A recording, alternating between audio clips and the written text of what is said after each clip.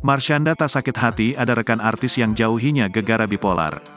Marshanda kembali membicarakan soal artis yang disuruh menjauhinya karena penyakit mental bipolar yang dideritanya. Marshanda mengaku tak merasa sakit hati dengan sang artis yang menjauhinya karena suruhan manajemen. Marshanda menceritakan awal mula bisa sadar jika dirinya dijauhi oleh artis tersebut. Orangnya tuh baik banget, aku sama dia secara personali pertemanannya baik banget.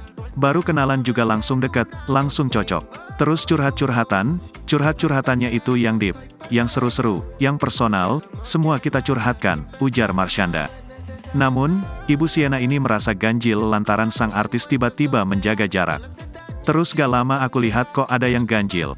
Ini kenapa ya, dia kok tiba-tiba menjaga jarak? Aku nanya ke dia, tapi dia juga kayak, enggak ngasih jawaban detail, ujarnya. Marshanda pun menyimpulkan jika sang artis benar-benar menjauhinya ada kaitannya dengan manajemen artis tersebut.